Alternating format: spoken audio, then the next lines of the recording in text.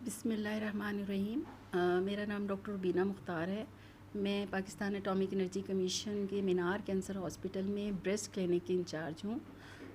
جیسے کہ آپ لوگوں کو پتہ ہے کہ چھاتی کا کینسر یا بریسٹ کینسر پوری دنیا میں سب سے زیادہ پایا جانے والا کینسر ہے۔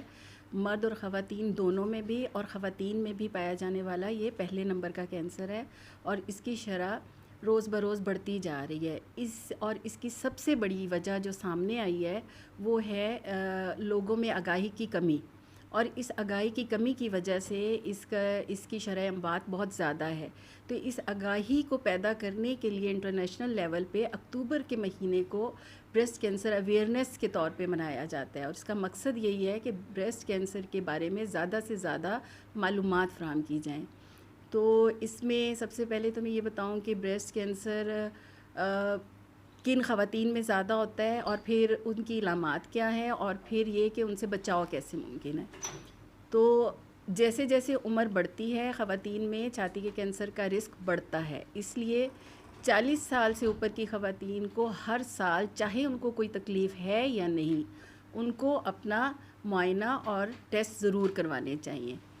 اور علامات میں اگر کوئی بھی چھاتی میں غیر معمولی تبدیلی نوٹس ہوتی ہے، جس میں کہ اگر کوئی گلٹی محسوس ہوتی ہے، یا نپل اندر دھنس جاتی ہے، یا کوئی گندا مواد یا بلڈ نپل سے آتا ہے، یا اس کے ارد گرد کلر چینج ہوتا ہے، یا جلد میں گڑھا پڑتا ہے، اور اس کے علاوہ اگر بغل میں یا گردن کے نچلے حصے میں اگر کوئی گلٹی نمودار ہوتی ہے، تو یہ بھی چھاتی کے کینسر کی علامت ہو سکتی ہے۔ تو ایسی صورت میں فوری طور پہ اپنی کسی بھی قریبی لیڈی ڈاکٹر سے رجوع کریں۔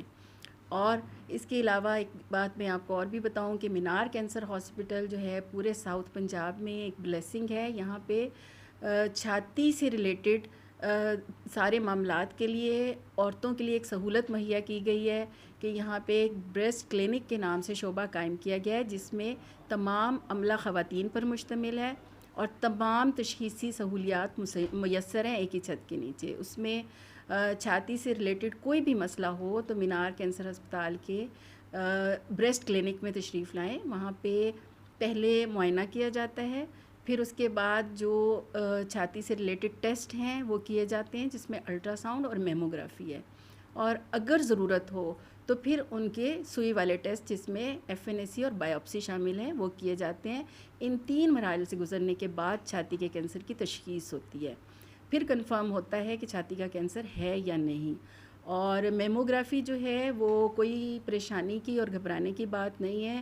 میموگرافی جو ہے وہ جسٹ سمپل ایکس رے ہیں چھاتیوں کی، جیسے جسم کے باقی حصوں کے ایکس رے ہوتے ہیں، اسی طرح یہ چھاتیوں کے ایکس رے ہیں۔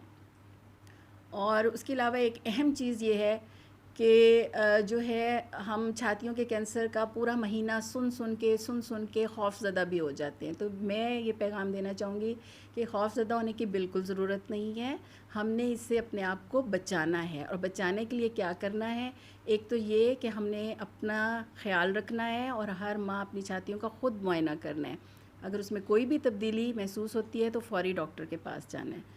اور اس کے علاوہ کیا ہے کہ اس سے بچنے کے لیے ہمیں اپنے لائف سٹائل کو چینج کرنے کی ضرورت ہے۔ ہم نے اپنا لائف سٹائل چینج کرنا ہے، ہم نے ایکٹیویٹی، ایکسرسائز اور واک کو اپنی زندگی کا حصہ بنانا ہے، اور اپنی ڈائٹ ہیبٹس کو چینج کرنا ہے۔ ڈائٹ ہیبٹس میں ہمیں اپنے فروٹس، ویجیٹیبلس اور سیریلز جن میں دالیں وغیرہ شامل ہیں، ان کو شامل کرنے کی ضرورت ہے۔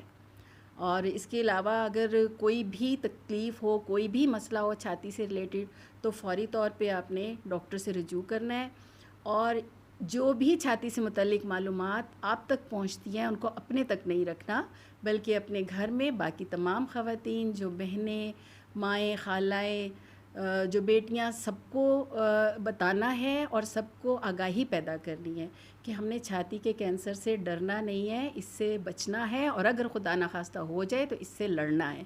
اور دوسری بات یہ کہ ہم نے اپنی صحت کا خیال رکھنا ہے، صرف اپنے لیے نہیں، اپنے پیاروں کے لیے، کیونکہ اگر ہماری زندگی اور صحت ہے تو ہمارے گھر والے بھی خوشحال ہوں گے۔